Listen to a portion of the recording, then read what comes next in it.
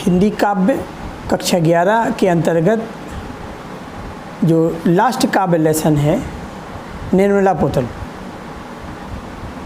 इनका जन्म 1972 में दुमका ग्राम जो कि झारखंड के अंतर्गत आता है वहाँ हुआ था। निर्मला पुतुल का जन्म आदिवासी परिवार में हुआ। इनका आरंभिक जीवन बड़े संघर्षमय तरीके से बीता। घर में शिक्षा का माहौल था। पिता शिक्षक थे, चाचा शिक्षक थे। इसके बावजूद भी रोटी की समस्याओं से घिरे रहने के कारण से इन्होंने अपने जीवन में नियमित अध्ययन नहीं कर पाए। नर्स बनने के बाद आर्थिक कष्टों से मुक्ति मिल जाएगी यह विचार उन्होंने नर्सिंग में डिप्लोमा कर लिया और काफ़ी समय बाद इग्नू से स्नातक कर लिया, इंदिरा गांधी ओपन यूनिवर्सिटी से। संथाली समाज और उसके राग बोध से गहरा जुड़ाव पहले से ही था। नर्सिंग की शिक्षा के समय बाहर की दुनिया से भी परिचय हुआ। दोनों समाजों की क्रिया प्रतिक्रियाओं से वह बोध विकसित हुआ जिसने इन्हें परिवेश का वास्तविक स्थिति समझाने में सफल हो सके।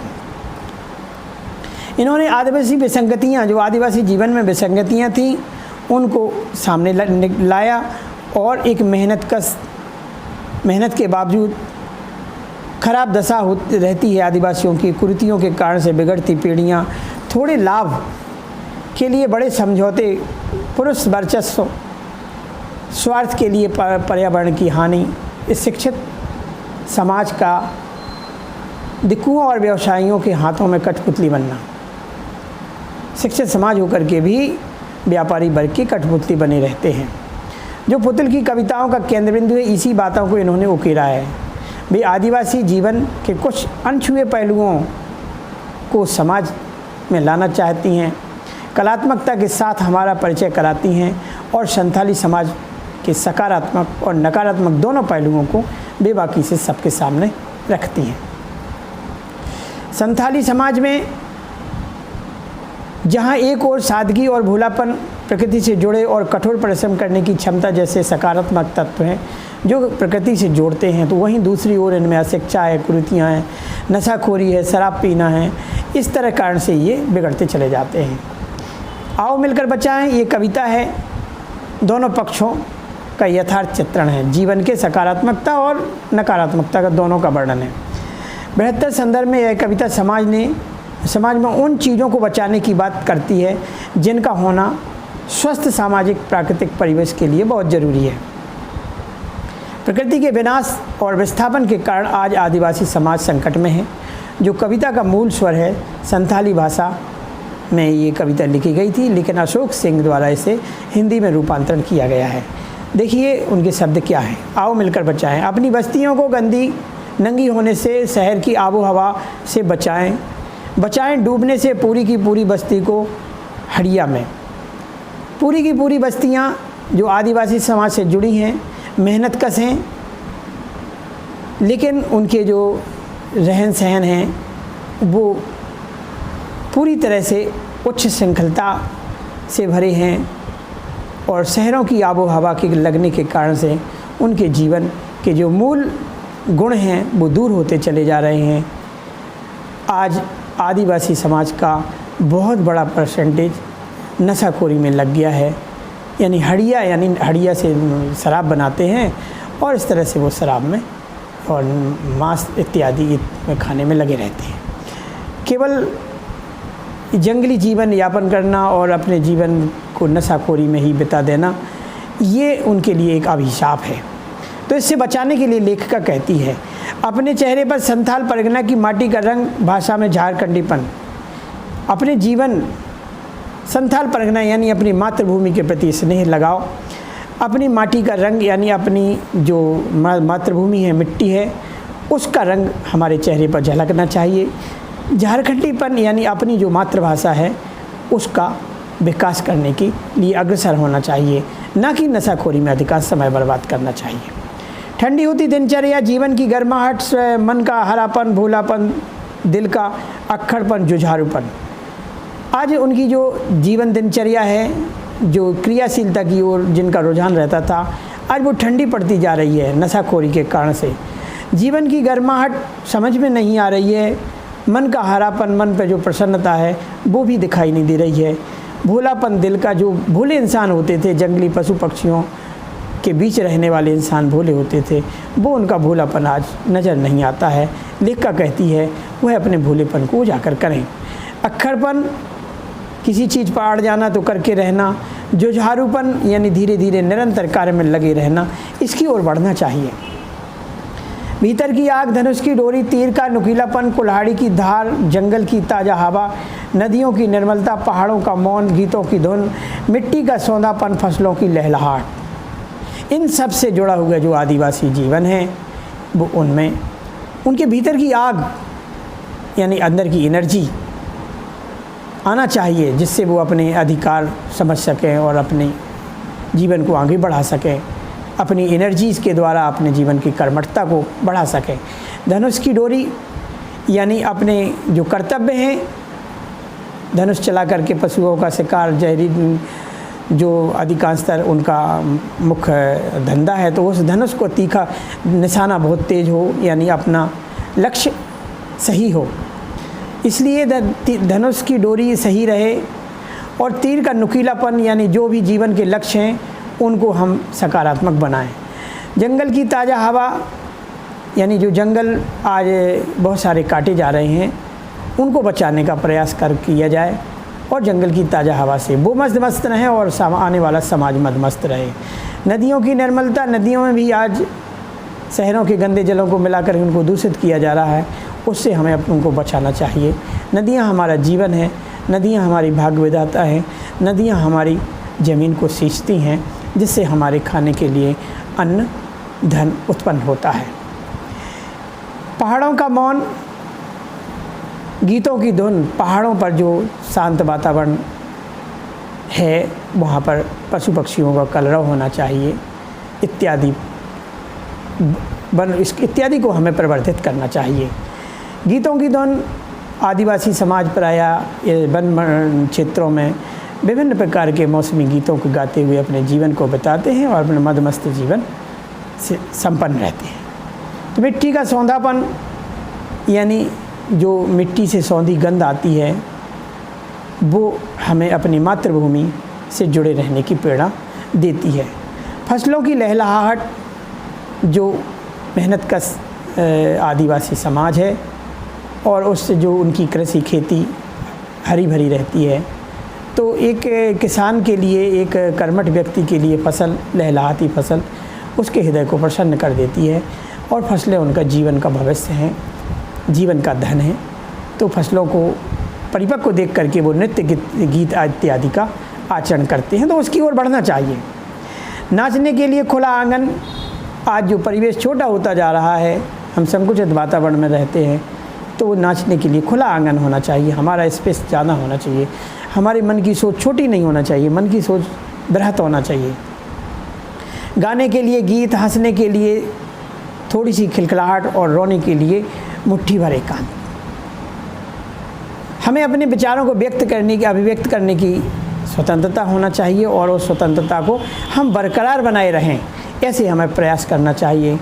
हंसने के लिए थोड़ी सी खिलखिलाहट, आज समाज का विकृत रूप देखते हैं, अधिकांश लोगों के चेहरे पर हंसी नज़र नहीं आती है, जाने ये मुस्कुराहट कहाँ छिन गई है ऐसा लगने लगता है। तो हमें प्रयास करना चाहिए, कीप स्माइलिंग, हमेशा मुस्कुराते रहें। मुस्कुराहट जीवन की आयु वर्धन करती है, प्रसन्नता हमें जीवन में अच्छी तरह से जीने की प्रेरणा देती है। तो ये फूल धरती पर इसलिए विकसित हुए हैं जो हमें ये सिखाते हैं कि हम प्रसन्न रहें। रोने के लिए मुट्ठी भर एकांत, हम अपने दुख में, हमारे पास एकांत में हमें अपने दुख प्रकट करना चाहिए, उसको अधिक उजागर करने से कोई फ़ायदा नहीं होता है। देखिए, जीवन सुख और दुख से बना हुआ है। सुख आते हैं, सुख में बहुत सारे साथी हो जाते हैं, दुख में भी आते हैं, लेकिन दुख के पीछे ज़्यादा नहीं लगना चाहिए, क्योंकि दुख को यदि पूरे जीवन में लिए रहो तो जीवन आगे नहीं बढ़ सकता है। इसलिए दुखों को भूल करके हमें अपने जीवन को आगे बढ़ाना चाहिए, क्योंकि जीवन का काम ही है जन्म मरण, जो जात से ही ध्रुवो मृत्यु। जिसका जन्म हुआ है उसकी मृत्यु निश्चित है। तो ये समाज सुख और दुखों से भरा हुआ है, लेकिन दुख में ही अपने प्राण नष्ट कर दो, अपना समय नष्ट कर दो, ये व्यक्ति के लिए अच्छा नहीं है। व्यक्ति का, मनुष्य का जन्म मिला है तो सुख दुखों लाभालाभो जया जय हो, यानी जो सुख दुख हैं, हानि लाभ हैं, इन सबको समान समझ करके अपने जीवन की आगे बढ़ते चले जाओ। बच्चों के लिए मैदान, पशुओं के लिए हरी घास, बूढ़ों के लिए पहाड़ों की शांति, यानी आज जो बच्चे हैं उनके लिए मैदान होना चाहिए। मैदान का मतलब उनके जो मस्तिष्क की सोच है उसको एक एक्सपेंशन मिलना चाहिए, फैलाव मिलना चाहिए, जिससे वो अपने विचारों में वर्धन कर सकें और एक योग्य नागरिक बन सकें, क्योंकि आज का बच्चा देश का कल का नागरिक है। और इसलिए हमें बच्चों के लिए, उनका बच्चों का जीवन छोटी छोटी संकुचित वातावरण के कारण से बर्बाद न हो जाए, उन्हें समय पर विद्यालय, समय पर परिवेश में उन्नति करने के मौके मिलना चाहिए। क्योंकि यदि हम इस ओर अग्रसर नहीं हैं तो निश्चित है कि हमारा देश कभी भी बहुत ऊंचाई पर नहीं पहुंच सकता है, क्योंकि जहाँ के बच्चों का भविष्य अच्छा नहीं है वहाँ के देश का भविष्य कभी अच्छा नहीं हो सकता है। बच्चे देश का भविष्य होते हैं, तो उनके लिए उनके विचार, मस्तिष्क का जो एक्सपेंशन हो, फैलाव हो, उसके लिए हमें हमेशा विचारशील रहना चाहिए। पशुओं के लिए हरी हरी घास, यानी आज हमारा पशुधन भारत का एक मुख्य धन है। भारत कृषि प्रधान देश है, जहाँ पर पशुओं का बहुत मात्रा में पाए जाते हैं। दुधारू पशु हैं और बहुत सारे उपयोगी पशु हैं, जिनका हमें वर्धन करने के लिए उनकी उपयुक्त व्यवस्था, उनकी देखरेख, उनकी चिकित्सा इत्यादि सबका हमें ध्यान रखना चाहिए, क्योंकि वो हमारे लिए बहुमूल्य दुग्ध जो अमृत के समान है उपलब्ध कराते हैं। हमें केवल स्वार्थी प्रवृत्ति से ऐसा नहीं कि जब तक वो दुग्ध दे रहे हैं तभी तक हमें उनका आदरपूर्वक सेवन करना चाहिए, इसके बाद उनको आवारा पशु में बदल देते हैं लोग। ऐसी प्रवृत्ति कभी नहीं होना चाहिए। पशु हमारा धन है। हमारे देश में जानवर, गाय, पशु इत्यादि दुग्ध की पूजा होती है। दुग्ध को अमृत समझा जाता है। दुग्ध धरती का साक्षात अमृत है और दुग्ध देने वाले प्राणी हमारे लिए देवतुल्य हैं। इसलिए हमें इस तरह दुग्ध देने वाले प्राणियों का वर्धन करना चाहिए, उनके साथ अच्छा व्यवहार करना चाहिए, अपनी उपयोगिता अनुसार उनका लालन पालन करते हुए उनकी देखरेख करना चाहिए और उनसे जो लाभ मिलते हैं उनको लेना चाहिए। बूढ़ों के लिए पहाड़ों की शांति, जैसे पहाड़ों पर शांति रहती है, ऐसे हमारे जो बूढ़े हैं उनको शांति का जीवन मिले, उनके प्रति हमारे कर्तव्य हैं। उन्होंने हमें जन्म दिया है। हमारा जो जीवन है उन्हीं का एक विस्तृत रूप है, उन्हीं का एक बढ़ा हुआ रूप है, उन्हीं का एक अवतार है। हमारे पूर्वजों का अवतार ही हम उनके सामने प्रकट होते हैं। तो ऐसा नहीं है कि हम उनके प्रति अपने कर्तव्यों को दूर कर दें और उनके जीवन को व्यथित कर दें। हमें ध्यान रखना चाहिए। हमें अपने बुजुर्ग, हमारी जो बूढ़े हैं, उनके प्रति अपने कर्तव्यों का निर्वाह करना चाहिए, उन्हें शांति देना चाहिए, उन्हें एक स्वस्थ वातावरण देना चाहिए। और इस अविश्वास भरे दौर में थोड़ा सा विश्वास, थोड़ी सी उम्मीद, थोड़े से सपने होना चाहिए।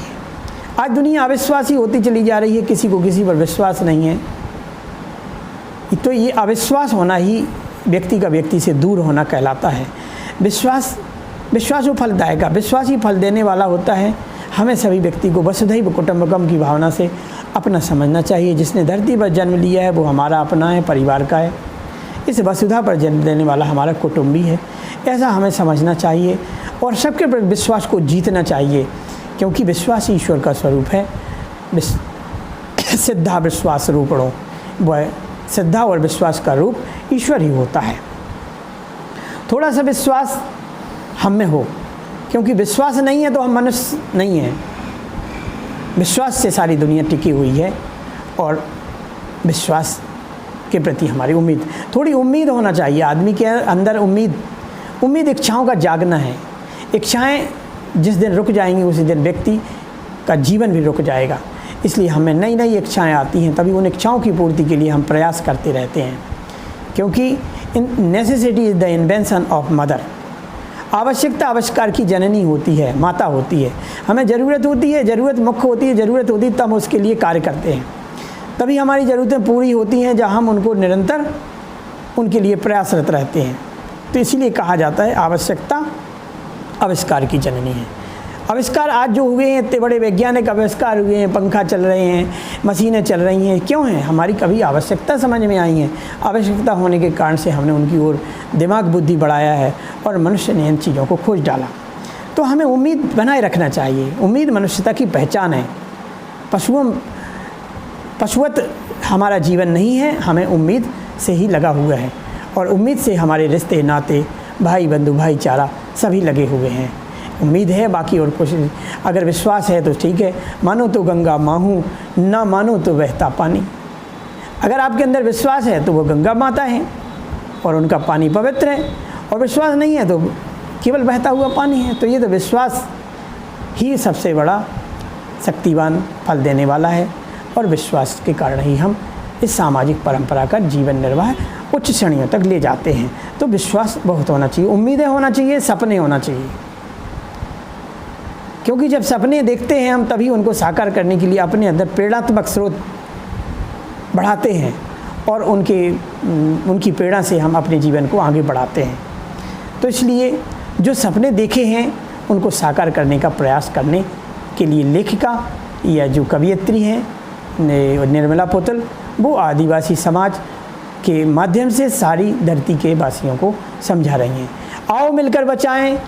इस दौर में भी बचाने को बहुत कुछ बचा है, ऐसा नहीं है। आज भी वो कह रही हैं कि हम बहुत कुछ अपने रास्ते से भटक गए हैं, और अभी लेकिन ऐसा नहीं है, अभी भी बहुत कुछ बचा है। यदि पूरे दिन का भूला हुआ व्यक्ति शाम को घर आ जाता है तो उसे भूला नहीं कहते हैं। तो इसलिए अभी भी हम अपने समाज को, बिगड़ते हुए समाज की जो परंपराएं हैं, उनकी चेष्टाएं हैं, उनका जो विश्वास, टूटता हुआ विश्वास है, सबको बचा सकते हैं। हम सुधरेंगे, जग सुधरेगा। हम अपने को सुधारने का प्रयास करेंगे तो हम संसार को सुधार सकते हैं। तो लेखिका कहती है, कवयित्री कहती है कि आओ मिलकर बचाएं।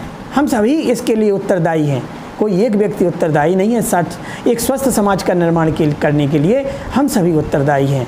तो इस दौर में हमें बचाने का प्रयास करना चाहिए। अपने भाईचारे, परिवार, बंधु, गांव, शहर, पड़ोसी, सबके प्रति हमें अपने अच्छे व्यवहार करना चाहिए। थोड़ी थोड़ी क्षमाशीलता अपने अंदर जागृत करके किसी के छोटे छोटे दोषों को दूर नहीं उकेरना चाहिए, उन पर अपना ये व्यथित होकर के उसको विकराल रूप नहीं देना चाहिए। ये मनुष्यता की पहचान है। बहुत कुछ बचा है, यदि हम सोच लें तो आज भी बहुत मनुष्यता बची है और आने वाले समय में मनुष्य जीवन को हम समृद्ध और पुष्ट बना सकते हैं। अब भी हमारे पास बहुत समय है, ऐसा नहीं है, क्योंकि मनुष्यता किसी भी समय सुधारी जा सकती है। इसलिए सतत प्रयासरत रहो। Try again until we succeed. जब तक हम सफल नहीं हो जाते हैं, लगातार प्रयास करते रहें। प्रयास ही व्यक्ति का मुख्य कर्तव्य है और प्रयास से हमें अपने को जी नहीं चुराना चाहिए। बस इसी के साथ ही आओ मिलकर बचाएं काव्य परंपरा पाठ पूरा ख़त्म होता है। जय हिंद, जय भारत।